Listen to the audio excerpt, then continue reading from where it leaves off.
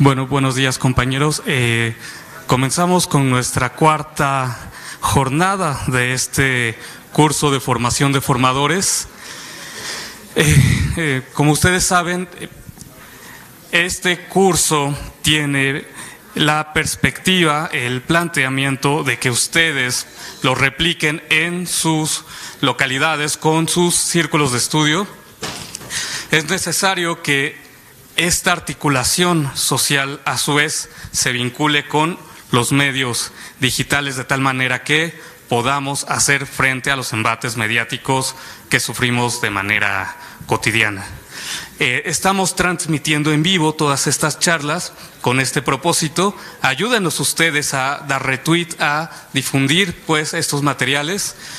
Y bueno, sin mayor preámbulo, le damos la palabra a nuestro querido director Rafael Barajas El Fisgón. Muchas gracias. Bueno, muchas gracias. Muchas gracias. Lo que dice Juan Carlos es correcto. Es decir, hay que recordar siempre que la intención de este proyecto es replicar esta información en todas partes. Tenemos enfrente enemigos sumamente poderosos. Yo lo que creo es que lo que sería conveniente es replicar estos eventos con la gente con la que ustedes ya hicieron trabajo casa por casa. Incluso estamos planeando a futuro un taller con colegas que tienen más experiencia haciendo círculos de estudio, ¿no? Para hacer un taller como de formación de círculos de estudio, ver cómo se hacen esos círculos de estudio. ¿Les parece correcto? Entonces, no sé si ustedes están al tanto de que dentro de un mes nos vamos a volver a ver y nos vamos a ver un día, un sábado o posiblemente un domingo, pero nos vamos a ver un día con un taller, un par de pláticas o ya veremos cómo lo organizamos y echar a andar y buscar reproducir o multiplicar este proyecto en todas partes. Yo hoy les vengo a hablar de lo que es la derecha en México.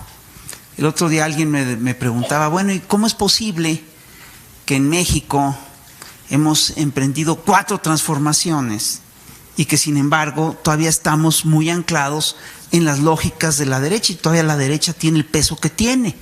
Bueno, pues es muy claro. Es decir, esto tiene que ver con el hecho, con el cómo se formó el país, ¿no?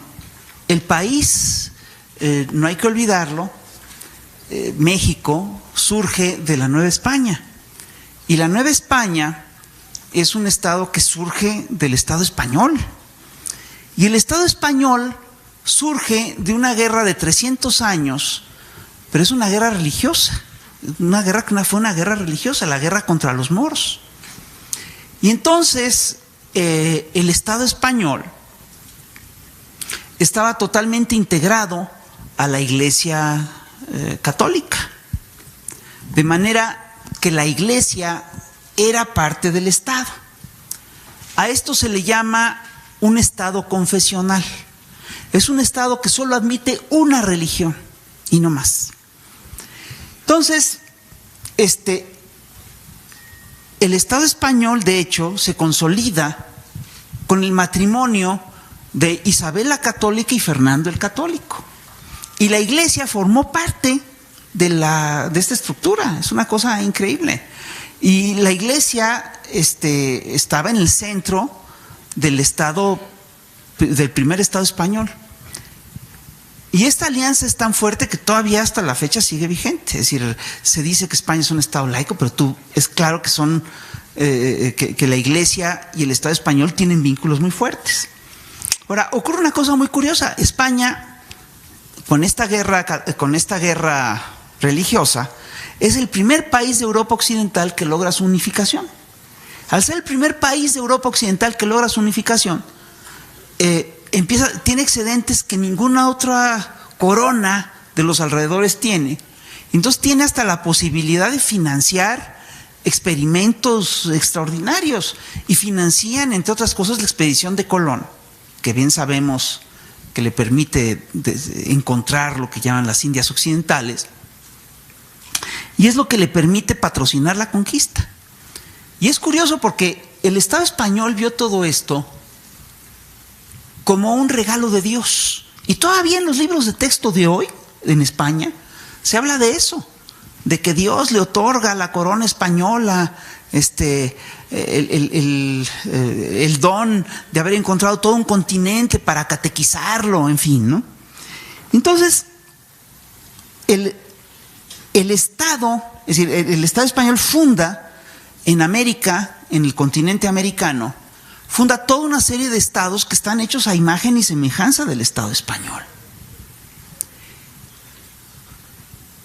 Y entonces, la pregunta que es fundamental es, bueno, ¿cómo operaba ese Estado con los individuos? Pues era una cosa muy clara. En la colonia, que es un régimen que duró 300 años, en la Nueva España, la Iglesia era parte del gobierno.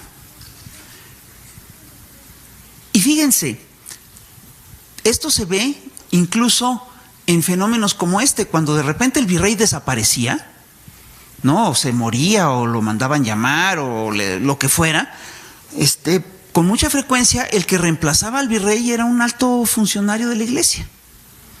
Y ojo, la Iglesia era consultada generalmente en las acciones del gobierno. Claro que hubo momentos en los que se pelearon y todo, pero la Iglesia solía ser consultada en las acciones del gobierno. Además, la Iglesia, que decía no meterse en política, era la encargada de la educación de la gente. Y de hecho, a los niños se les enseñaba a leer con un libro de doctrina, que es el Catecismo del Padre Ripalda. Y la Iglesia era la encargada de la educación de todo el mundo en este país. Y no solo eso, la Iglesia era también la encargada de hacer obra social. De modo que si un pueblo tenía problemas, que era la Iglesia la que apoyaba y la que hacía organizaba obra social y todo eso. Y no solo eso, la Iglesia era también el hospital. No había más hospitales que los de la Iglesia. Y no solo eso, la Iglesia era también el banco, era la institución que podía prestar. Y no solo eso, todo esto lo podía hacer la Iglesia por una razón muy sencilla, porque la Iglesia era el gran aparato ideológico de aquel régimen. Era la que organizaba el pensamiento, la que organizaba las ideas. Y aquí todo el mundo estaba convencido de que existía un cielo y un infierno, y que si no cumplías con quién sabe qué cosa te podías ir al infierno, y eso te implicaba una pena eterna, etcétera, etcétera, etcétera. Y no solo eso, sino que la Iglesia regía la vida cotidiana de todo el mundo. Todavía en los calendarios de carnicería, no sé si ustedes se han fijado, de repente ves el calendario y dice lunes Santa Teresita, martes quién sabe qué, miércoles Día de la Santa Cruz, jueves quién sabe qué. Es decir, así funcionaba la Iglesia y organizaba la vida entera de una persona. No había registro civil. Cuando alguien nacía, ¿quién lo registraba? Lo registraba la Iglesia en la fe de bautismo. Es lo que te piden todavía en algunas entidades, ¿no? No hay acta de nacimiento, dame tu fe de bautismo. Cuando la gente se moría, pues se iba a la iglesia y ahí se registraba la muerte. Fíjate, y no solo eso, la Iglesia era además el principal propietario de tierras de toda la entidad.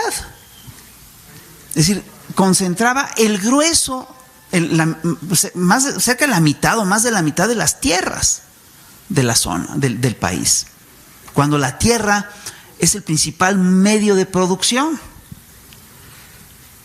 En resumen, ¿qué era la Iglesia? Perdón, se me olvidaba una cosa. Y la Iglesia era además el confesor de todos los mexicanos, desde el más poderoso hasta el más humilde. Era el psicoanalista. Era el que le contabas tus penas. Entonces, imagínate que la Iglesia concentraba en una sola institución lo que hoy sería Televisa, TV Azteca, las redes sociales, Carlos Slim, el Consejo Empresarial, la Secretaría de Educación Pública, la Sedesol, y a tu psicoanalista. Y me faltó enumerar varias cosas. Entonces la Iglesia era poderosísima en estas tierras.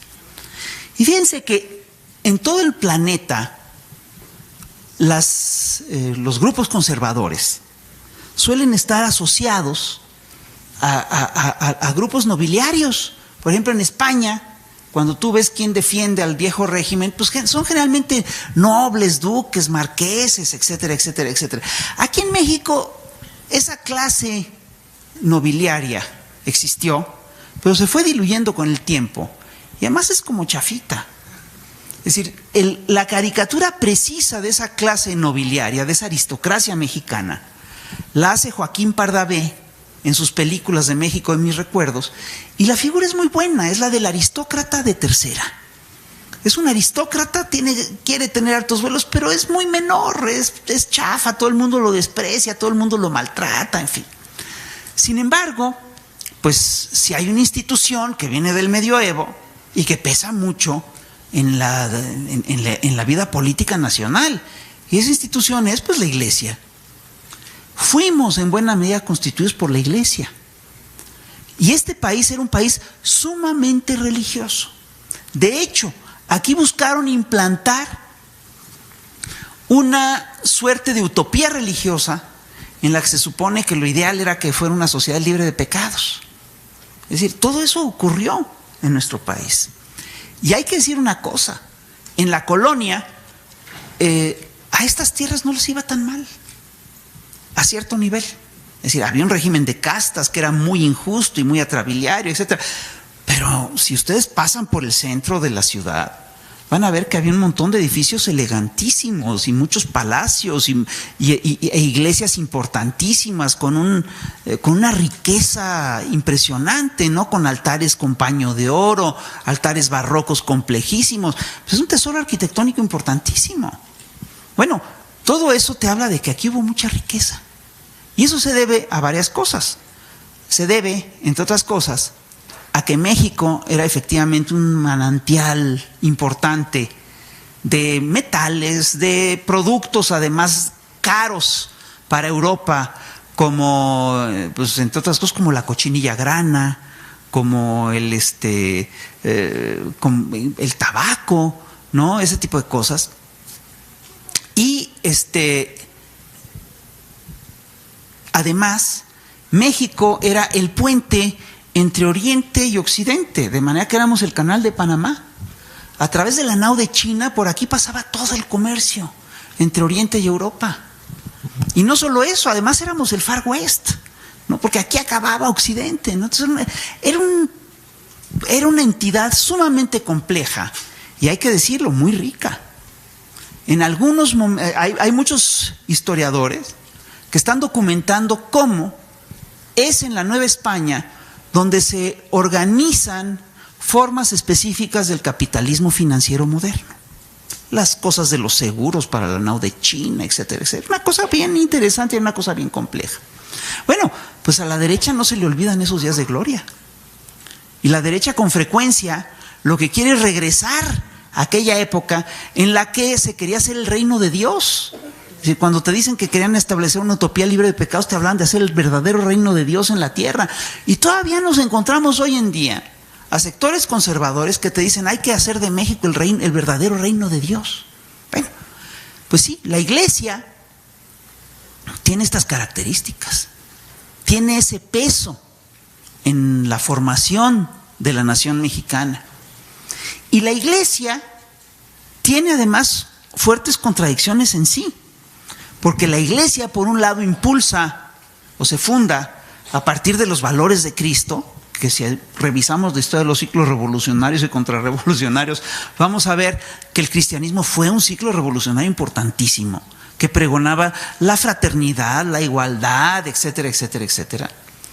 Y la Iglesia impulsa esos valores, pues acaba convirtiendo en un aparato de control muy eficaz al servicio de las élites, pues después se alía al Imperio Romano y toda una serie de cosas. Entonces todavía hoy en día vemos que hay contradicciones muy serias en la Iglesia, y siempre tenemos que hacer el distingo entre lo que son los curas de pueblo, que son gente fantástica con mucha frecuencia, y lo que son luego las élites eclesiásticas. Entonces tú, por ejemplo, de repente tú tienes por un lado al padre Marcial Maciel, que se la pasa viviendo con los ricos y abusando de los niños y todo esto. Tienes a Norberto, tienes a Onésimo, tienes a Sandoval Íñiguez, y tienes por otro lado, pues ni más ni menos que al cura Solalinde, que es un tipazo. Y tienes del otro lado a la tradición de Méndez Arceo, y a Vera, y a Lona. Es decir, hay un debate ahí importante dentro de la iglesia. Pero hay que decirlo, el sector conservador de la iglesia, la jerarquía eclesiástica, tiene un peso enorme y es uno de los grandes motores del conservadurismo mexicano. Entonces, cuando México se independiza, la historia es más compleja, pero me voy a ir más rápido, ahorita van a ver por qué. Cuando México se independiza, en México, es decir, no había partidos políticos. Los grupos se organizan alrededor de organizaciones secretas para hacer política. ¿Qué organizaciones secretas imperaban? Pues las de la masonería. Entonces, hay 2 logias masónicas. Y la gente se organiza alrededor de esas 2 logias masónicas.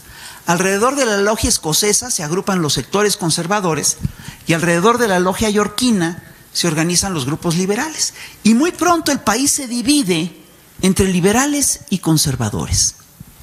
Y es curioso porque los liberales tienen como modelo a Estados Unidos. Quieren hacer una república parlamentaria. Impulsan incluso en aquella época el libre comercio, impulsan la libertad de pensamiento, y los conservadores miran hacia Europa y buscan una monarquía estable, incluso ilustrada con sus diversas variedades, buscan una nación centralista, buscan, entre otras cosas, conservar las lógicas del viejo régimen. Así es, los liberales impulsan el federalismo, los conservadores el centralismo.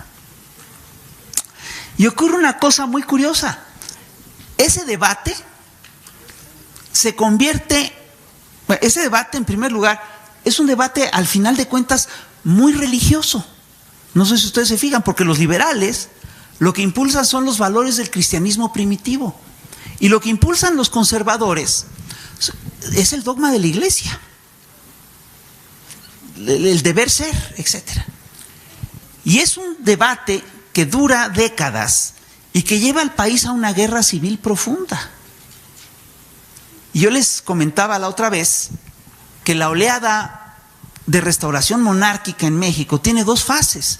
La primera, la llegada de Agustín de Iturbide, y después lo que son los gobiernos de los hombres de bien, que culminan con el gobierno de Santana en la década de los 50, en el que él se proclama Alteza Serenísima y funda la Orden de Guadalupe, etcétera, etcétera, etcétera. Y hay un par de oleadas liberales que son muy importantes. La primera la encabeza Valentín Gómez Farías en 1833, y lo que busca Valentín Gómez Farías es ponerle límites a la iglesia. Y la segunda oleada es la oleada ya del bando liberal de Comonfort y Juárez, ¿no? Es una oleada muy importante. Y mira, cuando Valentín Gómez Farías,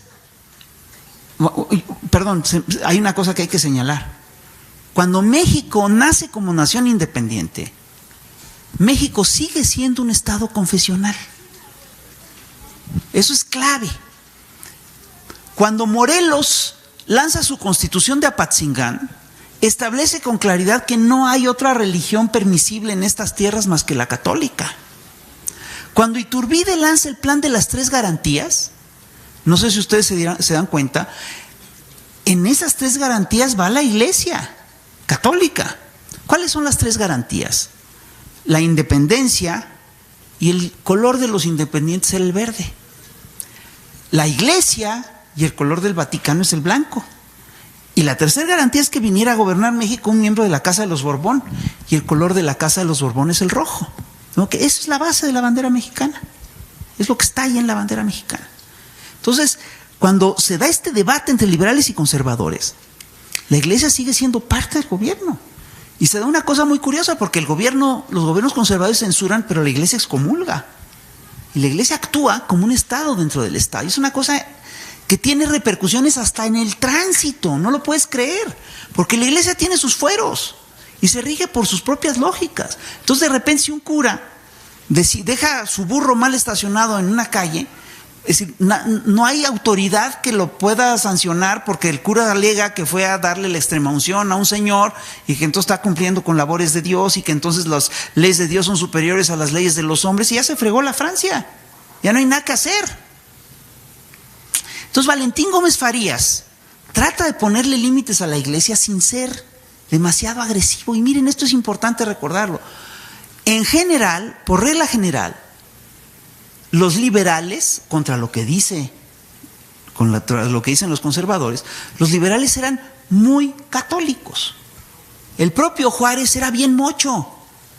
Cuando Benito Juárez es nombrado gobernador del estado de Oaxaca, uno de los primeros actos de gobierno es presidir una procesión. Así fue. Y Francisco Zarco y Guillermo Prieto iban a la iglesia todos los domingos, era una cosa increíble, se confesaban. El único que era realmente radical era Ignacio Ramírez, pero eso se cuece aparte. Bueno, el hecho es que los liberales tratan varias veces de ponerle límite al poder de la iglesia y no lo logran. No pueden, no hay manera.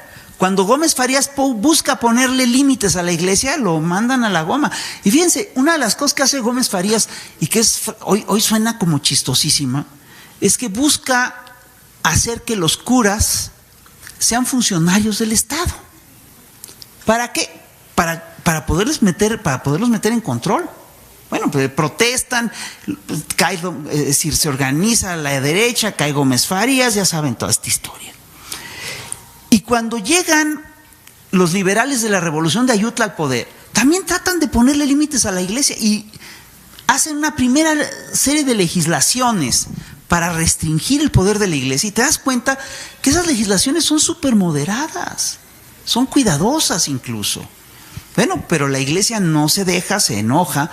El Papa cita incluso a una cosa que se llama un consistorio, que es una reunión de cardenales en el Vaticano, y lanzan línea de que no hay que acatar al gobierno mexicano y se declaran en rebeldía con el gobierno mexicano. Y apoyando las lógicas del Vaticano, el obispo de Puebla patrocina con dinero de la curia poblana una insurrección contra el gobierno de Comonfort. Y Comonfort gana, la aplasta militarmente, se impone, luego documenta, y ahí hay una ruptura entre la iglesia y el Estado. Ahí dicen, ya estuvo suave. Entonces documentan cómo el Vaticano, cómo la iglesia ha estado impulsando la guerra civil en México y decretan la expropiación primero de los bienes de la curia poblana, del episcopado poblano. Y ahí sí se desata el pleito, porque entonces los conservadores se levantan en armas, echan a andar al país a una guerra de 3 años, que es brutal. La guerra de 3 años provoca miles de muertos. Esa guerra finalmente la ganan los liberales y los conservadores no se quedan conformes y buscan apoyo fuera de México y hacen del conflicto nacional una guerra internacional. Y aquí vienen los franceses.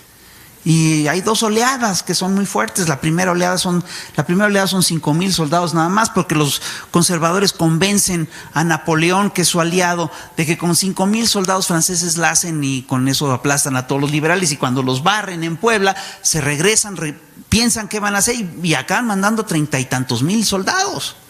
Y acaba siendo una invasión en forma que fue brutal. Imponen a Maximiliano y ahí Maximiliano le sale mal a los conservadores porque resulta que Maximiliano era liberal.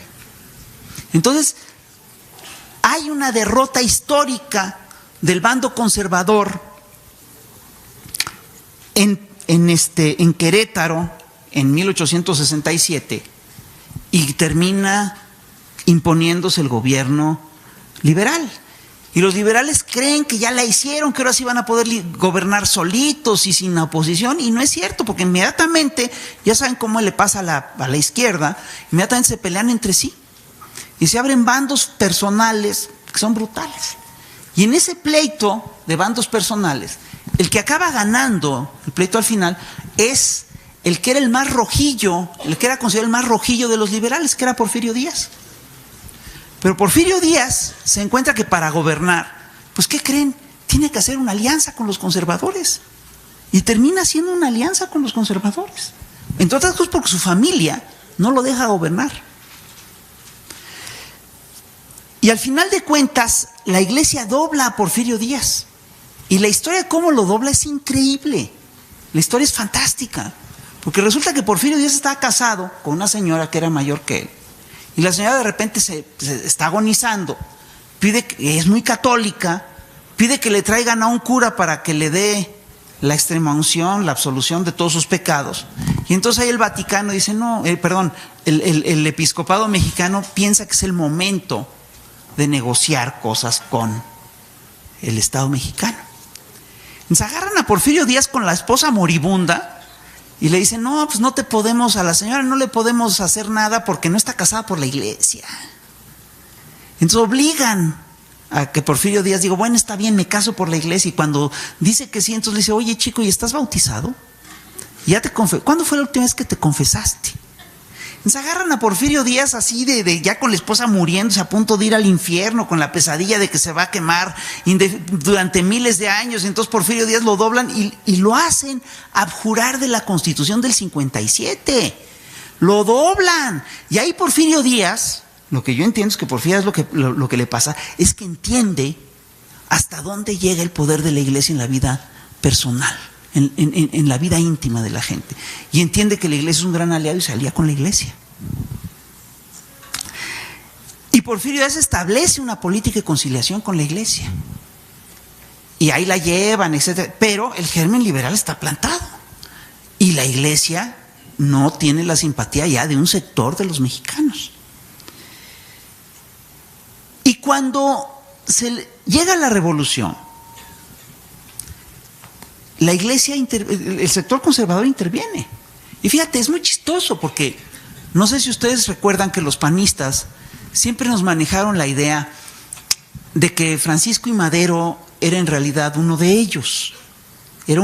Incluso lo llegaron a nombrar el primer panista. No recuerdo quién, pero decía, pues, Francisco y Madero es un antecedente del PAN.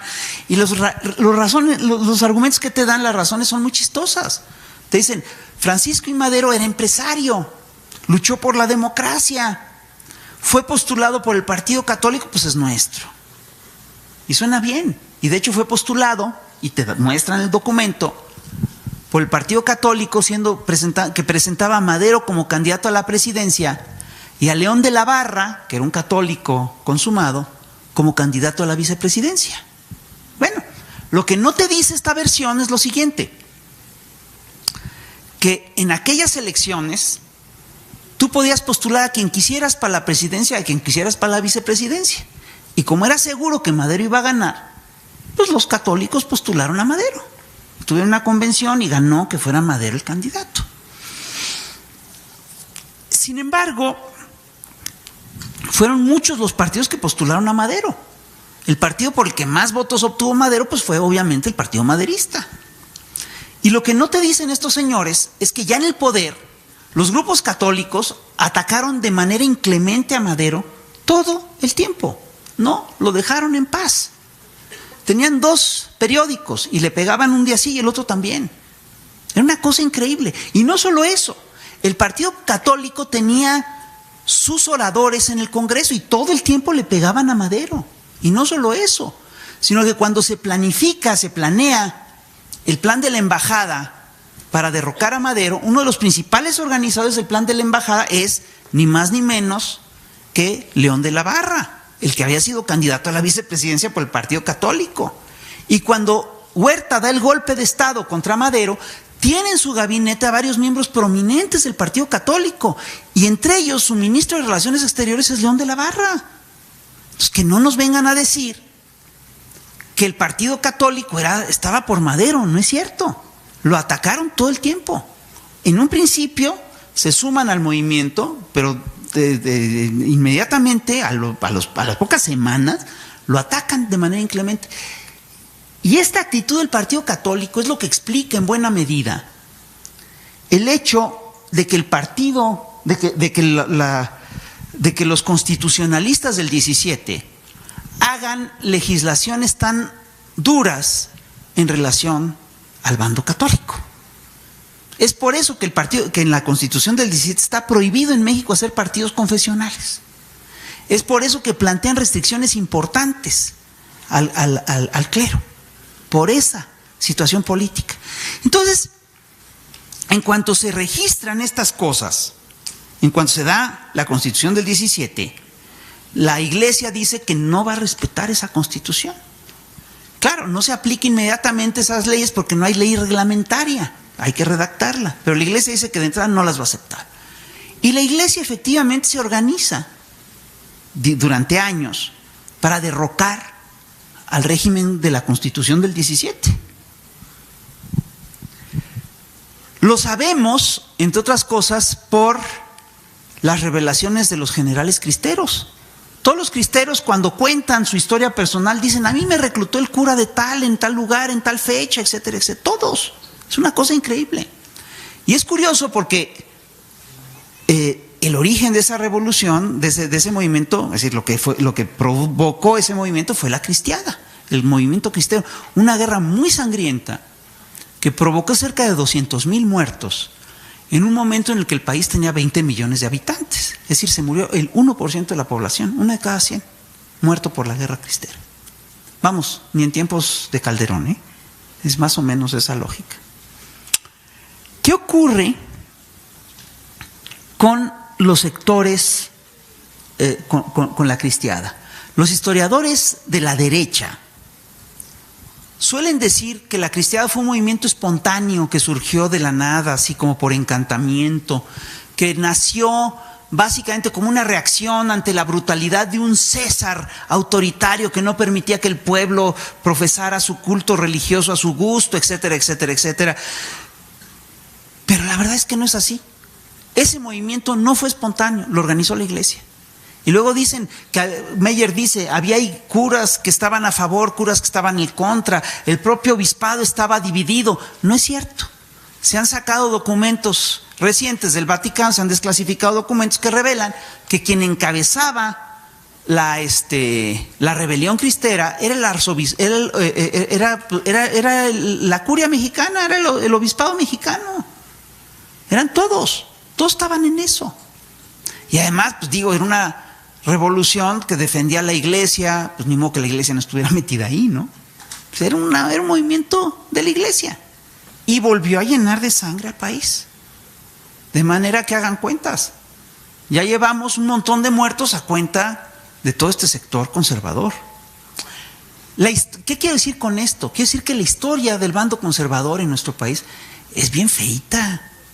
Es una historia llena de episodios siniestros y oscuros, de traiciones, de hechos viles, de actos de lesa patria, etc. Por eso, cuando llegan al poder, a los señores de la derecha les cuesta trabajo, les ha costado tanto trabajo contar una historia que les resulte buena, que hable bien de ellos. Siempre sacan unos desfiguros terribles, y lo más que han logrado, ¿no?, son los textos de Villalpando y la película de Cristiada, ¿no?, que es una vergüenza. Es decir, hasta ahí llegan.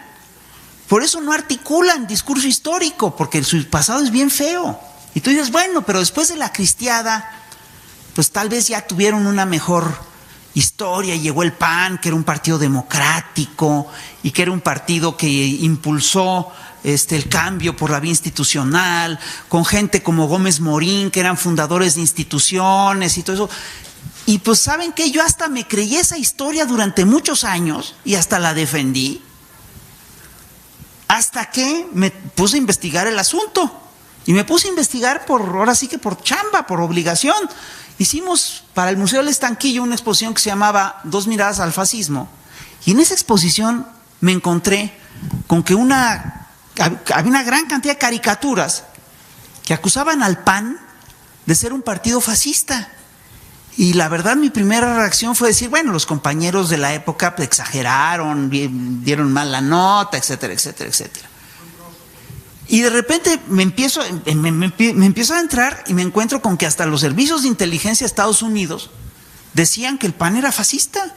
Y los servicios de inteligencia soviéticos decían que el PAN era fascista. Y dije, pues que esto está ya más raro. Y entre las múltiples cosas que me encontré en esa exposición, era un libro del doctor Atl, que es el libro más antisemita que se ha publicado en México, que se llama Los judíos en Norteamérica. Y estaba editado por una cosa que se llama Ediciones de la Reacción. ¿Podemos regresar a la primera imagen? Y tiempo después, resulta que me encuentro con esta cosa, que es un periódico, que se llama La Reacción.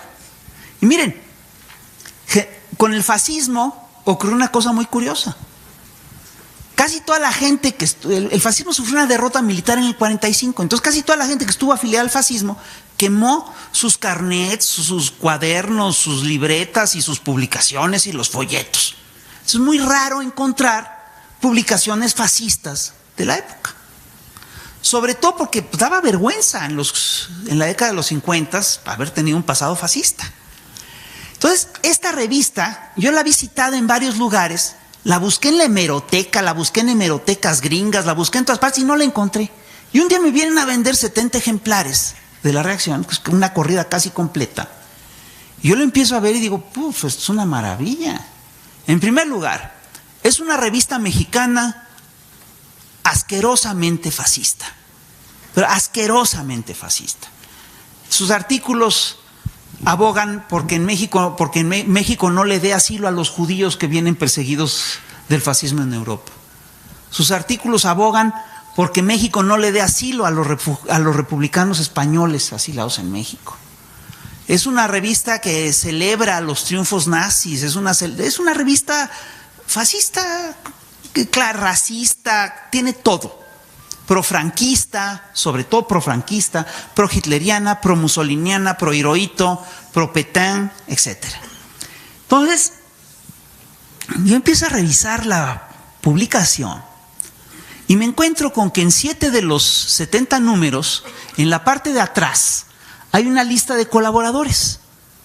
Creo que aquí no se ve bien, no lo pueden ver con claridad, pero yo empiezo a analizar la lista de colaboradores y digo, caray, esto está fantástico, porque entre la lista de colaboradores están los fascistas más notorios de la época, Carlos Roel, el doctor Atl, etcétera, y están varios miembros del Partido Acción Nacional.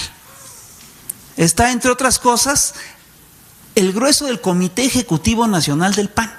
Está Gustavo Molina Font, Manuel Herrera y Lazo, Pedro Zuluaga Irigoiti, está Alfonso Junco, está Nemesio García Naranjo, y en esta lista de colaboradores está ni más ni menos que Manuel Gómez Morín. Yo dije, no, pues ya se chingaron. Y no solo eso, el director de la revista era Aquiles Elordi. ¿Saben qué era? Era miembro del Comité Ejecutivo Nacional del PAN. Dices, bueno, pues eran fascistas. Ahí queda claro que eran fascistas. Y entonces regreso, pasamos, aquí le digo lo de las imágenes. Entonces, revisamos lo que les decía yo. En aquella época muchas caricaturas daban por hecho que el PAN era facho. Es una caricatura en la que vemos a la Falange, una calavera de la Falange, dirigiendo al PAN, calcando el programa del PAN del programa del sinarquismo. Estas caricaturas son notables, son caricaturas de la época de los grandes personajes panistas, Jesús Guiza y Acevedo, Alfonso Junco, y aquí a su izquierda, Manuel Gómez Morín. Si ustedes ven a la caricatura de Manuel Gómez Morín, le ponen cuerpo de alacrán y en la cabeza tiene tatuado una esvástica. Así está claro, así de claro era. Vean esta imagen de José Chávez Morado, ¿no? En la cual vemos a Juárez amenazando a la Reacción de que los va a fusilar en el Cerro de las Campanas. ¿Y quién conforma la Reacción fascista mexicana de la década de los 40 y de los 30? La conforman la Falange Española, representada por un tendero, los sinarquistas, los camisas doradas, y aquí, en un primer plano, en la extrema derecha, portando el letrero de la quinta columna, Acción Nacional, el PAN. Las denuncias eran claras en aquella época, todo lo daban por hecho, ¿no? Y luego, y hay una cosa que se nos olvida, que es la siguiente: el fascismo es un proceso contrarrevolución, un ciclo contrarrevolucionario muy agresivo, que empieza en 1899 y que tiene su momento culminante en 1939. Es el año en el que ocurren dos cosas fundamentales. Es el año en el que Franco vence a la República Española y es el año en el que Hitler invade Polonia. Entonces el grueso de los partidos fascistas del mundo se fundan entre 1938, 1939 y 1940, sobre todo en 1939. ¿A que no saben en qué año se funda el Partido Acción Nacional? ¡Qué bien! Adivinaron todos, se funda en 1939. Entonces nos encontramos con que los señores que hacen los elogios del PAN dicen, el PAN debió haber nacido 10 años antes, en 1929, con el movimiento vasconcelista. Sí, tal vez debió haber nacido 10 años antes, tenía antecedentes desde entonces, pero el hecho es que se funda en 1939. Perdón. Lo raro es que no hubiera sido un partido con vínculos con el fascismo. Esto es lo raro. Entonces, cuando empiezas a trabajar el tema, te empiezas a dar cuenta que sí tenía vínculos con el fascismo. Y de hecho, hasta la década de los 60, la gente daba por hecho que el PAN era un partido clerical y profascista. A esta caricatura de Meshack así lo denuncia, es una caricatura de los 50, ¿no? Pasamos a la siguiente. Voy a hablarles de lo que fue el fascismo. Cuando yo tengo... el fascismo fue un ciclo contrarrevolucionario muy agresivo, muy agresivo. El gran teórico del fascismo es este señor que ven aquí en la imagen.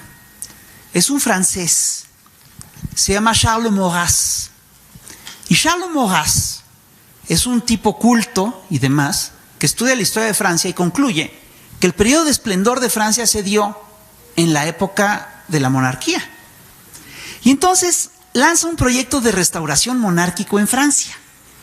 Y es un proyecto que va directamente en contra, incluso de la Revolución Francesa, pero sobre todo en contra de los proyectos socialistas, comunistas o sindicalistas, etc. Y para combatir al sindicalismo, a la izquierda organizada, a los comunistas, a los socialistas, Maurras impulsa esto que llaman los camelots du roi, o los mensajeros del rey. Son grupos de clase media de acción directa, y Maurras es el que funda la idea de los grupos de acción directa. El que funda la idea de los partidos católicos de acción directa, de los que se inspira Acción Nacional, es Charles Maurras. ¿Y cómo se manifiesta la acción directa? Pues organiza a piquetes de clase media, que los arman de bastones, de palos y pistolas, para ir a disolver manifestaciones y huelgas. Y el ejemplo de Maurras es retomado en Italia por un dirigente que había sido socialista, que se llama Benito Mussolini. Y Benito Mussolini organiza lo que él llama los fasci italiani di combattimento, o ramas italianas de combate. Y si ustedes se fijan, no hay mucha diferencia entre los camelots du roi y las ramas italianas de combate. Como Mussolini tendía hacia el folclorismo, los uniforma y les pone camisas negras y pantalones cortos. Y hace de esto los fasci italiani di combattimento. Los convierte en todo este grupo uniformado al que le gustan las paradas militares, etcétera, etcétera, etcétera.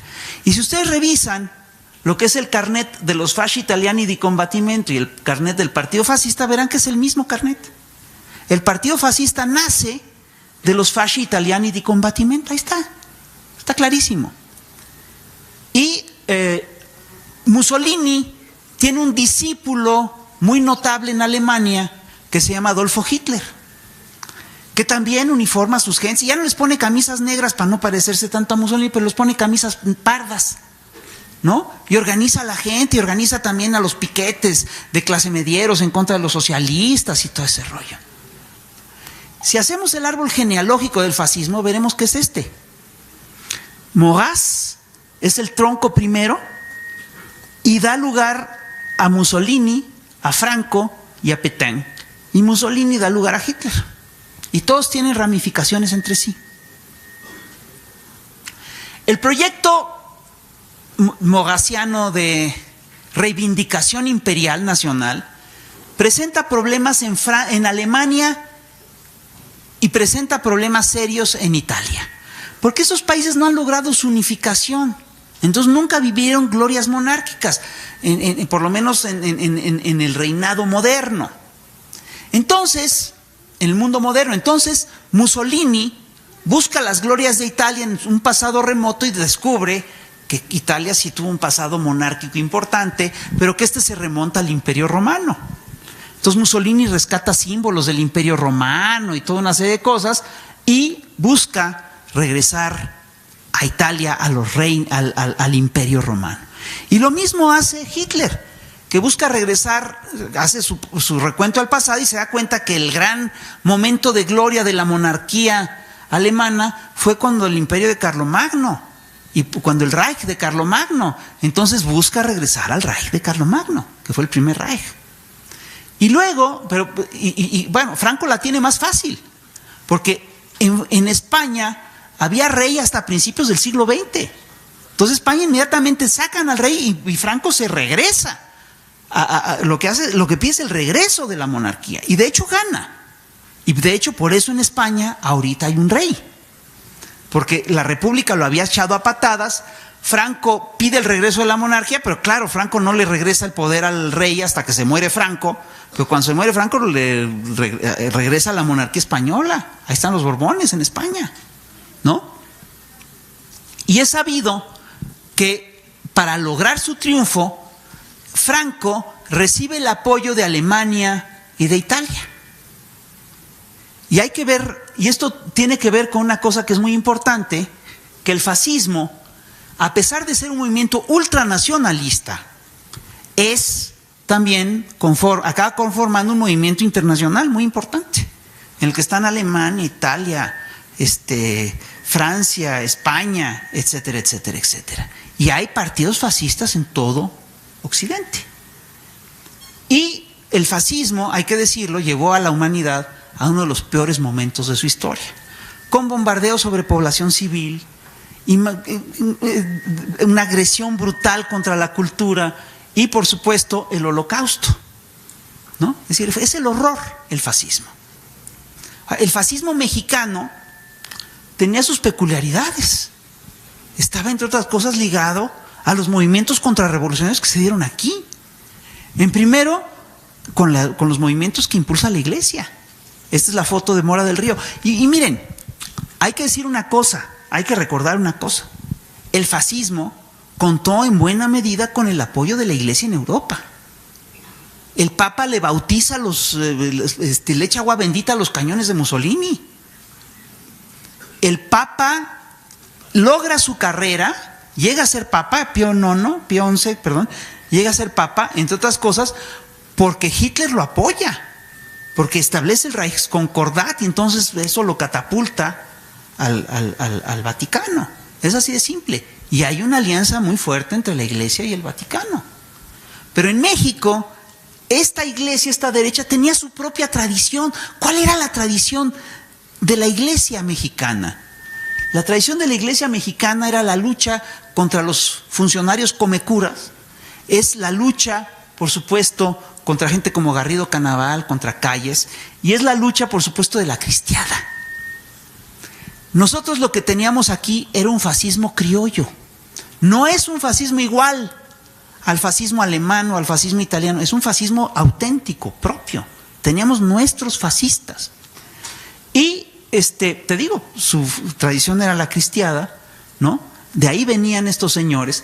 Y es un fascismo, esta derecha se alía con José Vasconcelos en 1929 tras la derrota de la cristiada, participa activamente en las huelgas estudiantiles contra el proyecto de educación socialista de Calles y Cárdenas, ¿no?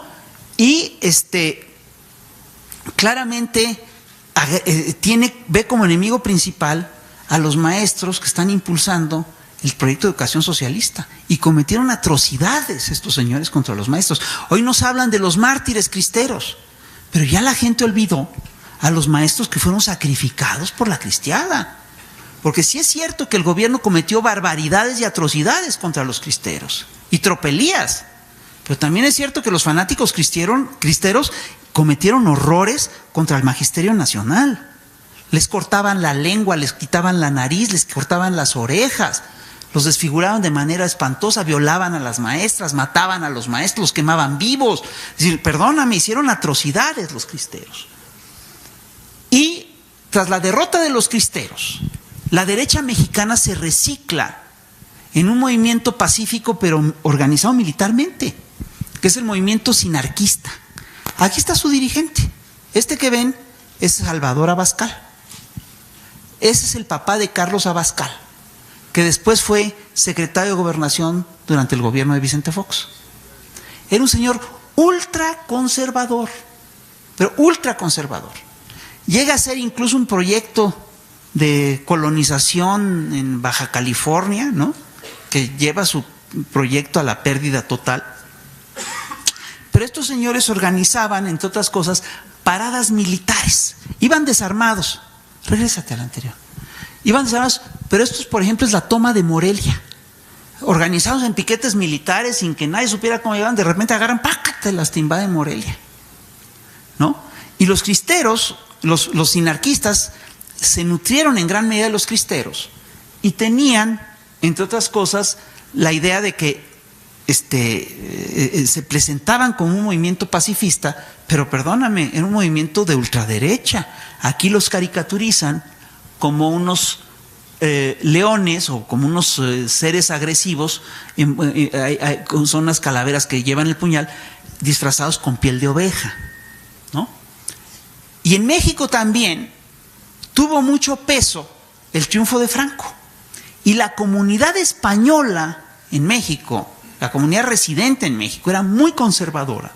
Se aglutinaba en el Casino Español y era una comunidad que fue abiertamente profranquista. En esta siguiente imagen van a ver una foto tomada en el Casino Español de la Ciudad de México. ¿Qué están haciendo los señores? Están haciendo el saludo fascista. Para estas gentes, la llegada de los republicanos españoles fue una derrota cultural importante. Estos son los grupos que no querían que vinieran los republicanos aquí al país, ¿no? Entonces eran abiertamente fascistas. Y se habla de que en su momento la Falange Española llegó a tener aquí 50,000 afiliados. No era cualquier cosa, ¿eh? Y por supuesto que además en México tenía mucho peso, digamos, lo que era la propaganda nazi, porque había una agencia oficial nazi, que era la Transocean, que daba gratis sus servicios informativos y todos los periódicos mexicanos lo retomaban, al punto de que casi todos los periódicos nacionales daban noticias favorables a Alemania y daban noticias favorables al Eje. Así era. El Excelsior, tú revisas el Excelsior de la época, es un periódico pro-nazi, sobre todo Últimas Noticias, que estaba dirigido por un señor que se llama Miguel Ordorica y que era abiertamente pro-nazi, pro-franquista, un tipo ultraconservador bastante feo. Y por supuesto que había intelectuales en nuestro país. Lo mismo ocurría con las estaciones de radio. La XCW era netamente profascista. Y esto a mí me lo cuenta un día Jacobo Zabludowski diciendo, no, cuando yo entré a trabajar a la XCW fue porque hubo un cambio. Y ya a mí me aceptaron, pero a mí me discriminaba mucho. Me discriminaban mucho los dueños de la XCW. Y el cambio se da porque hay un pacto, un acuerdo entre el gobierno mexicano y el gobierno gringo. Hasta entonces se da ese cambio, cuando entra Estados Unidos en guerra contra Alemania en la Segunda Guerra Mundial. Y en México muchos intelectuales apoyaron al fascismo. Esta idea de que tenemos de que el fascismo era un movimiento que no contaba con el apoyo de los intelectuales es falsa. En Italia muchos fascistas apoyaron. Muchos intelectuales importantes apoyaron a Mussolini, entre otros los futuristas, las vanguardias futuristas apoyaron a Mussolini, Marinetti, todos estos grupos. Es más, el caricaturista de cabecera de Mussolini era Mario Cironi, que era un pintor de vanguardia, de la vanguardia futurista, es uno de los grandes pintores futuristas italianos. Apoyó a Mussolini, sin lugar a dudas. Y en México, por supuesto, muchos intelectuales importantes apoyaban al fascismo. José Vasconcelos era fascista. Era fascista el doctor Atl, pero ojo, fíjense de quién estoy hablando. José Vasconcelos, el fundador del Renacimiento mexicano, era fascista.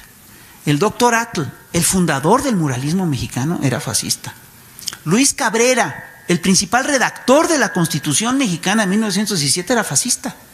Y Vasconcelos hasta tenía su propio periódico, que era Timón, que era un periódico que seguía punto por punto los lineamientos del Ministerio del Exterior alemán. Y México tenía sus propias camisas, es decir, había un movimiento de camisas de colores en todo el mundo, un movimiento fascista, que eran las camisas negras italianas, las camisas pardas alemanas, las camisas azules de Francia, las camisas azules en España, las camisas verdes en Brasil, las camisas blancas en Cuba, las camisas plateadas en Estados Unidos, y en México tuvimos nuestro movimiento de las camisas doradas,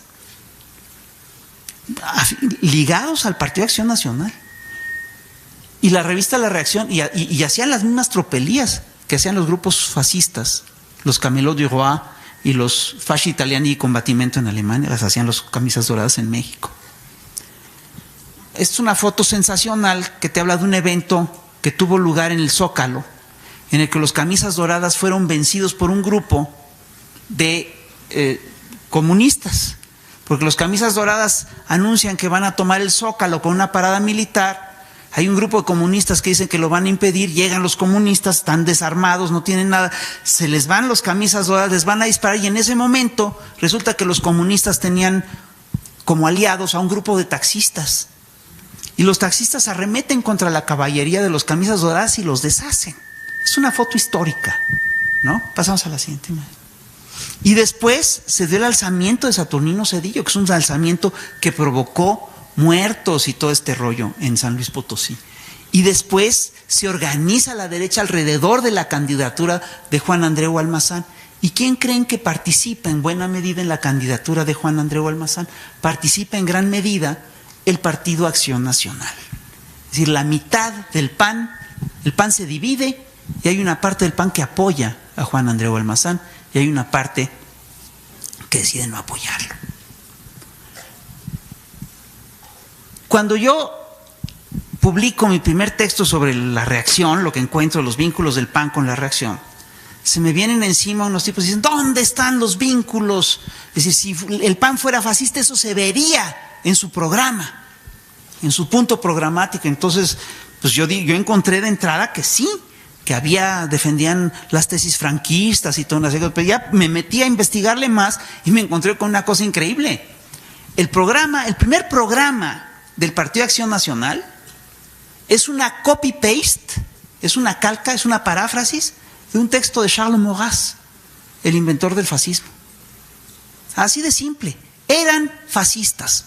Si alguien viene y les dice, y de hecho el redactor primero del Programa Nacional del PAN se llama Efraín González Luna, y era un señor que abiertamente admiraba a Maurras, y todavía en la década de los 60 decía que Maurras era un gran tipo. Entonces, que no me vengan a decir que los señores de Acción Nacional, si quieres ya le paramos, eran dirigentes democráticos impecables que luchaban por un México. Eran unos pinches fascistas. Y aquí están las pruebas. Que no nos vengan a engañar. Les pasó una cosa muy curiosa. Muy pronto se entregan, ellos eran básicamente franquistas. Franco se declara neutral y cuando México entra en guerra ellos también se declaran neutrales. Pero siguen defendiendo el proyecto franquista hasta la década de los 60. Es una cosa increíble. Eran fachos, hombre. Ahora, ¿qué pasa? Ya con esto termino. ¿Qué pasa con este? Vean la historia del PAN. Se centra, está contra vean la historia de la derecha mexicana, perdón. La derecha mexicana, en los diversos periodos de la historia, apoya siempre a los sectores más oscurantistas del país. Está en contra de la independencia. Apoya a los grupos conservadores, nos lleva a una guerra civil brutal. Impulsa la intervención francesa. Impulsa la guerra cristera. Y después entra al fascismo. Esta es su historia. Por eso no pueden rehacer una historia que nos resulte atractiva, porque tiene una historia horrible. Ojo, la izquierda también tiene sus horrores. Esta fue una izquierda muy estalinista, pero lo revisa y se deslinda, y también lo hace a partir de movimientos activos. El 68 era netamente antiestalinista, está clarísimo. Bueno, el PAN ni revisa su historia. Y eso está padrísimo, porque sí escriben las cosas. lo escriben todo. Como tienen la costumbre de confesarse, lo cuentan todo. Entonces de repente te encuentras unas cosas increíbles en sus revelaciones. Hay que leerlos. Entonces, no, yo de veras al principio me negaba a leer a Abascal. Dije, ¿cómo voy a leer esa cosa? Más unos mamotretos así. Pero ya los empiezas a leer y dices, no hombre, qué delicia. Este señor se encuera ahí públicamente y no se da cuenta, ¿no? Bueno, ¿qué ocurre con el partido? ¿Qué ocurre con la derecha mexicana tras la derrota mundial del fascismo? Pues ocurren muchas cosas. Hay una dispersión de esas fuerzas. Hay grupos que incluso se vienen a la izquierda. Entre ellos, Sergio Méndez Arceo. Sergio Méndez Arceo está en la revista Proteo del papá de Felipe Calderón y acaba siendo uno de los principales teólogos de la liberación. Hay un sector del PAN que se mantiene fascista y que se mantiene embosado y que se va a las catacumbas. Hay un sector de la reacción que incluso piensa que el PAN se vuelve demasiado poco confiable y que pasa a formar, por ejemplo, al Yunque y pasa a formar al Muro y todos estos sectores. Hay un sector de esta derecha que se mete al PRI y se mete a operar en las catacumbas del PRI. Hay un caso, que es el del caso del señor Jorge Prieto Lorenz, que es el fundador de uno de los primeros partidos fascistas mexicanos, al que de repente le perdemos la pista y que vuelve a aparecer en 1971 impulsando a los halcones. ¿Qué son los halcones? Son los fasci italiani di combattimento de Gustavo Díaz Ordaz y de Luis Echeverría. Es eso, fíjense bien, son estos grupos de choque de acción directa, esos son. Pero la cúpula del PAN, incluido Gómez Morín, tiene, a partir de la derrota fascista, un giro hacia la democracia cristiana. Y fíjense, esto mismo hace la derecha italiana, gira a la democracia cristiana. Eso ocurre. Y hay un tiempo en el que siguen una política demócrata cristiana real, pero siguen teniendo un núcleo fascista durísimo adentro.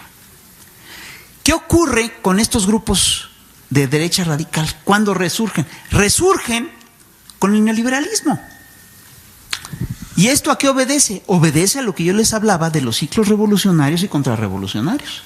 El PAN se funda en el ciclo revolucionario fascista, tiene una rescisión con la derrota del fascismo y se vuelve a empoderar con la llegada del neoliberalismo, al punto de que llegan al gobierno.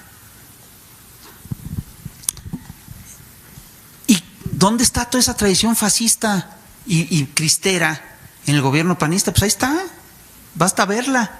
Vean, las políticas, Calderón varias veces se declaró orgulloso hijo de cristero, no se les olvide. Y perdónenme, pero la guerra, es decir, el neoliberalismo y el fascismo tienen más en común de lo que se aprecia a simple vista. Los dos plantean la necesidad de que domine la humanidad los grupos superiores. Los fascistas lo veían por razas, los neoliberales lo ven a partir de la capacidad económica. Es la misma historia. Y el proyecto de guerra de Calderón tiene mucho de fascista, perdóname. Es esta guerra de que se maten los pobres, se maten, perdón, les importó el exterminio de la gente, les valió madres, y nos sumergió en una guerra brutal que todavía no cesa. Entonces, ¿qué quiero decirles con todo esto? Quiero decirles que quiero terminar diciéndoles lo siguiente. El neoliberalismo ya está en una fase de crisis, está en crisis profunda y empieza a tener manifestaciones netamente fascistas. Trump es una manifestación fascista del neoliberalismo. Bolsonaro es una manifestación fascista del neoliberalismo. El Tea Party en Inglaterra, el UKIP, toda esta serie de partidos de extrema derecha, el auge de Marine Le Pen en Francia, te hablan efectivamente de un resurgimiento del fascismo aliado ahora con las lógicas neoliberales. ¿Saben cuál es uno de los pocos movimientos del mundo que entiende todo este proceso y que busca detener esta oleada fascista? El nuestro. Pues lo tenemos que apoyar con la pena. Eso es lo que estamos enfrentando. ¿Y cómo lo vamos a enfrentar? Formando gente. Necesitamos hacer conciencia. Lo que les pedimos, les pasamos libros y todo eso, vayan con la raza, con los señores a los que les pidieron el voto y discutan capítulo por capítulo. Préstenselos, léanlo ustedes y dénselos a leer. Estas conferencias las estamos videograbando y las estamos pasando, pues pásenselas a los vecinos, inviten a los vecinos a ver una conferencia. Oye, mira, ya que en vez de ver la telenovela, vente a ver al Fisgón diciendo pendejadas. Tiene más chiste, ¿no? O por lo menos tiene más contenido, tiene otras cosas. Te puedes burlar más de él, es un chairo ahí de tercera. Bueno, así la llevamos. Y yo sí creo que sí tenemos que hacer este trabajo. Y ojo, sí tenemos que impulsar la formación de los círculos. ¿De acuerdo? Bueno, los que estén de acuerdo con echar adelante esto, levanten la mano, por favor. Bueno, pues ya estamos. Muchas gracias.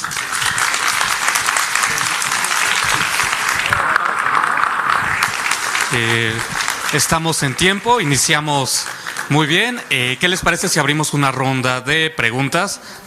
5 preguntas, 2 varones, 2 mujeres. Y de 1 minuto cada una. Allá atrás una chica.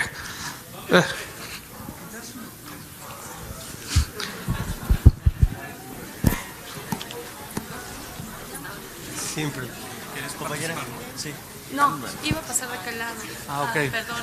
Oh, ¿quién decía entonces por acá?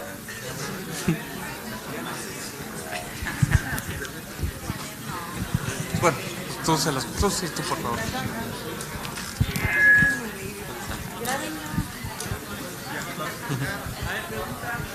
Buenas tardes.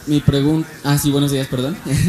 Mi pregunta es, ¿cuál es su hipótesis de lo que será el actuar del fascismo ligado al neoliberalismo y de la influencia católica ante el nuevo gobierno ahora de izquierda?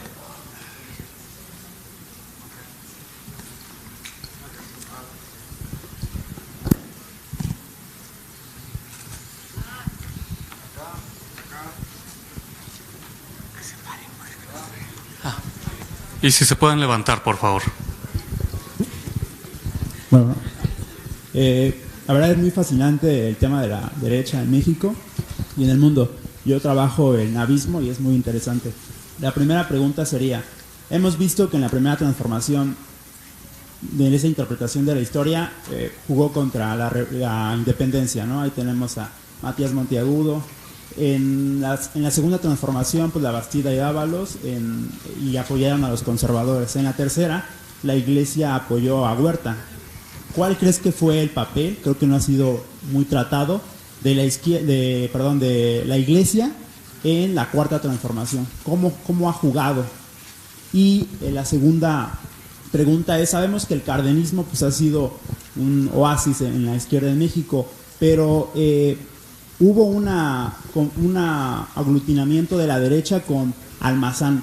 ¿Qué podríamos decir? ¿Cuál era realmente el poder o la fuerza de esa derecha en los 40 que frenó, algunos han dicho, que llegara a la candidatura Mujica? Gracias.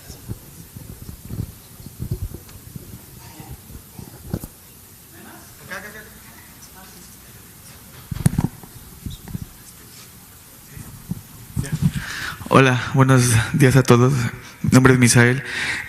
Bueno, mi comentario y mi pregunta va en relación a que México, bueno, a través de la historia, como ya lo has mencionado, compañero Fisgón, la derecha siempre ha estado camuflajeada de diferentes formas, ¿no? Desde el yunque, desde el PAN y las otras expresiones que se están dando en este momento y que han venido también ahogando al país en la crisis en la que vivimos hasta hace un año y que afortunadamente ha ganado el licenciado Andrés Manuel.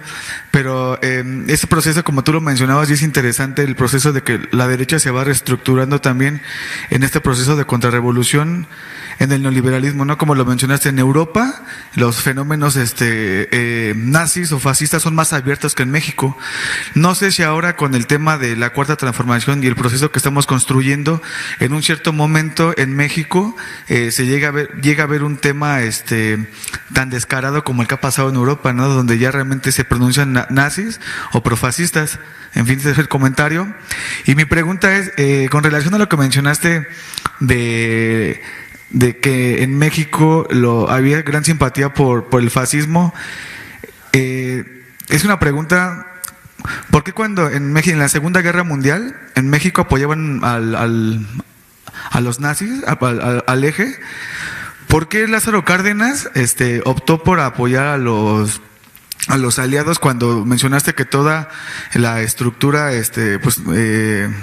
o gubernamental, digamos de alguna forma, la XCW o varias organizaciones estaban anunciando o tenían más simpatía por los fascistas? ¿Qué fue lo que pasó ahí cuando Lázaro Cárdenas opta por irse con los aliados, cuando toda la gente estaba apoyando más al fascismo y a los nazis? Ajita. Gracias. Gracias. Me llamo Fernando. Bueno, es rápidamente comentario y pregunta. Es muy ilustrador lo que nos comenta sobre el origen del fascismo europeo. Sin embargo, entre comentario y pregunta, y que por favor ahonden esto, en América Latina los procesos de golpe de Estado ligado a la idea de la doctrina de seguridad nacional, Operación Cóndor, etcétera,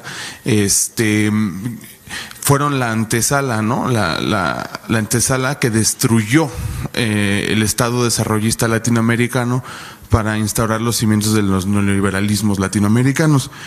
Eran estados fundamentalmente autoritarios y regímenes militares.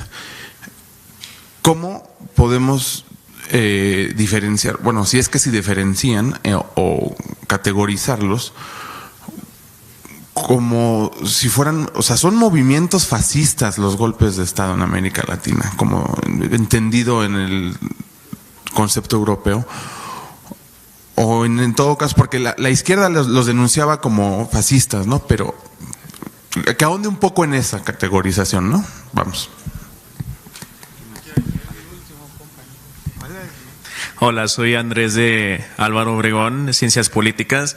Me quedó una duda. Ya vimos detalladamente la influencia que tuvo el fascismo europeo aquí en México, pero pues sí, como que me salta la idea, pues, de qué papel habrá jugado también el fascismo japonés en este caso, porque pues sí, en México hay una población de inmigrantes japoneses importante, ¿no? Después de todo, por eso la distorsión del cacahuate japonés, ¿verdad? Pero pues sí, ¿qué papel jugó el fascismo japonés? O quizás hoy, ya en la época neoliberal, jugará algún papel en Asia, incluso pues aquí en México. Bueno, pues voy a tratar de contestar las preguntas. La primera pregunta, que es muy importante, es ¿qué hará el fascismo aliado con el neoliberalismo? Mira, lo que yo veo es muy serio. Estamos ante un problema muy serio. Pues todos los regímenes atraviesan como fases que son más alivianadas y luego entran a cosas horribles. Incluso los regímenes de estado de bienestar, los más alivianados, empiezan como muy bien, haciendo cambios, y después acaban con mucha corrupción en el sector obrero, etcétera, etcétera, que es lo que permite su derrota. El neoliberalismo entró muy rápido en una fase de descomposición. Y el problema de fondo es que el proyecto neoliberal lo que ha impulsado a grandes rasgos es el saqueo de recursos naturales y la sobreexplotación. Entonces, ¿por qué entran a una fase fascista? Porque llega un momento en el que todas las instancias democráticas, todo ese margen, ya no les funcionan. Entonces, ve, por ejemplo, cómo opera el gobierno de Trump, cómo está constituido, cómo lo constituyen. Otra cosa es que no lo ha podido echar a andar del todo, pero si tú ves cómo construyó su gobierno Donald Trump, te vas a dar cuenta que Donald Trump lo que impulsa es un gobierno básicamente de militares y de grupos de extrema derecha. ¿Saben quién era su jefe quién es? El jefe del ejército. Es un señor al que llaman Mad Dog o perro rabioso. Es un señor que en una entrevista cuenta que en cuanto conoce a una persona, lo primero que ve es cómo la puede matar. Es una cosa de locos. Entonces, revisa lo que están haciendo estos señores. Es decir, todo el proyecto es un proyecto de saqueo y de sobreexplotación. Entonces, a grandes rasgos, lo que yo te puedo decir es que el futuro del planeta ante un fascismo neoliberal, pues es espeluznante. Yo creo que hay que pararlo, ¿no? Y yo creo que estamos en eso, ¿no? Luego, otra pregunta es, ¿qué hará la izquierda con el gobierno, con este gobierno de izquierda? ¿Qué hará la iglesia con este gobierno de izquierda? Mira, pues es muy sencillo. La iglesia, hay que entenderlo, es un organismo muy complejo. Tiene sectores progresistas y sectores no tan progresistas. Obviamente lo que nosotros tenemos que hacer es negociar con los sectores progresistas y apelar a los valores cristianos. Y hay una cosa que Andrés ha dicho varias veces y en la que tiene razón. Él procura no enfrentarse a la iglesia. Y hace bien. Yo creo que es correcto. Porque la iglesia sí despierta todo ese tipo de cosas. Y sí tiene todo ese sector que de repente se mueve de manera muy irracional. Ojo, eso no quiere decir que no se muevan. Eso no quiere decir que sean, que se pueda negociar siempre con ellos. Es decir, hay que irnos con mucho cuidado con ese grupo. Hay quien pregunta, el compañero dice, bueno, la iglesia apoyó a los conservadores en la independencia, apoyó a los conservadores en la reforma, apoyó a Huerta. ¿Cuál ha sido el papel de la iglesia en este último proceso? Mira, es muy curioso, pero yo estoy convencido de que la iglesia fue un aliado estratégico de los sectores neoliberales, a través, entre otras cosas, del Partido de Acción Nacional. Y miren, hay un vínculo muy claro entre la derecha, esta derecha radical, ultramocha, que se construye en las catacumbas, como el Yunque y el Muro, y el neoliberalismo. Un texto importante sobre el neoliberalismo refiere cómo, efectivamente, en nuestro país, después de la Segunda Guerra Mundial, muy rápidamente un grupo de empresarios se organiza para traer a México las ideas librecambistas, las ideas del grupo de Montpellier, y hacen conferencias con Ludwig von Mises, con Friedrich Hayek y todo eso, y quien organiza estas cosas es un empresario regiomontano que se llama Salinas Price, el papá de Salinas Pliego, el de TV Azteca. Y este cuate trae a Hayek y a don Mises y funda el Instituto de Estudios Económicos, Políticos y Sociales. Y ese instituto recluta, entre otras cosas, y ese instituto organiza seminarios a favor del neoliberalismo y todo ese rollo, y ese instituto recluta a grupos que vienen de la extrema derecha clandestina y a grupos del Muro. ¿Saben, por ejemplo, quién viene de ahí directamente? Claramente Luis Pasos. Luis Pasos estaba en el Muro, pasa al Instituto de Estudios Económicos, Políticos y Sociales y es uno de los grandes promotores del neoliberalismo en México. Fernández Ceballos también. Ahí está ese grupo. Son ellos. Y por supuesto que este grupo tiene el apoyo de la iglesia cuando el PAN llega al poder. Y no olvidemos que en tiempos de Calderón y de Fox, el PAN regresa a sus fueros en este país, ¿no? Entonces,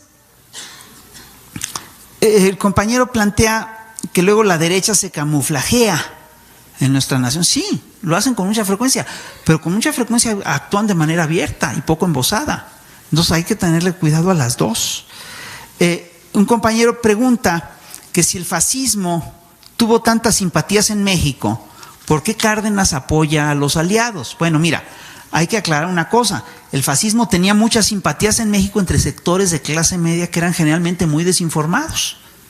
Ahí me contó Lupita Pendini que cuando iban al cine y veían esas paradas militares nazis así donde todos marchaban con precisión, la gente enloquecía y aplaudía de pie. Pero eso no quiere decir que estuvieran necesariamente de acuerdo con Hitler. Y lo que sí es un hecho es que el gobierno cardenista era un gobierno de izquierdas. Y hay cosas que sí tiene que hacer. Por ejemplo, a Cárdenas, cuando Cárdenas hace la explotación petrolera, a Cárdenas le decretan un embargo petrolero y no le compran petróleo los países aliados. Entonces Cárdenas se los acaba vendiendo al Eje. Pero ojo, antes de vendérselos al Eje, manda a un enviado de asuntos comerciales a decirle a los gobiernos de Francia y de Inglaterra: oigan, no nos hagan esto, cómprenos petróleo, porque si no nos lo compran se lo tendremos que vender al eje. Y así fue. Ahora, al final de cuentas, el gobierno de la Revolución Mexicana sí era un gobierno que estaba surgido de una revolución, venía de un proyecto revolucionario, no simpatizaba con el fascismo. Y entre otras cosas, la alianza al final de cuentas entre los aliados y el gobierno mexicano no se da con Cárdenas tanto como con Miguel Alemán. Cuando se decreta la guerra cuando México le entra a la guerra contra el eje, entra del lado de los aliados, y México sí, efectivamente, está en contra de las políticas nazis. Sin embargo, yo quiero recordarte una cosa: el único país del mundo que protesta ante la Sociedad de las Naciones por la intervención de Checoslovaquia por Alemania es México. México siempre siguió, el gobierno mexicano siempre mantuvo una política antifascista, aunque de repente tuviera que sostener, por razones coyunturales, relaciones comerciales con estos grupos. La coyuntura de la expropiación petrolera. Así es lo que acabo de mencionar. Fue con la expropiación petrolera. Luego, los compañeros preguntan que dónde ponemos en toda esta historia a los golpes de Estado en América Latina. Pues son claramente golpes de Estado contrarrevolucionarios. Yo no estoy seguro de que podamos decir que son golpes fascistas. Lo que sí te puedo decir es que son golpes contrarrevolucionarios que echan mano de toda esa cultura y de toda esa tradición. Y por supuesto que están metidos los fascistas de la época. Y lo ves claramente en Paraguay, lo ves claramente en Argentina. De repente hay grupos ultrafascistas que ahí están apoyando los golpes de Estado. Lo ves también en México. ¿Quién apoya a Gustavo Díaz Ordaz en sus embates contra los estudiantes del 68? El Muro. Quien apoya a Díaz Ordaz es la extrema derecha mexicana, militarizada además. En fin. Ahora, la verdad es que el fascismo japonés en México juega un papel muy corto, porque teníamos muchas más identidades, mucho más trato con el franquismo español y hasta con el gobierno de Berlín que con el gobierno japonés. Sí nos agarraba muy lejos. Entonces, eso sí, así fue, así ocurrió. Bueno, no se olviden, seguimos peleando contra el fascismo. Y es el movimiento que estamos construyendo. Bueno, muchas gracias.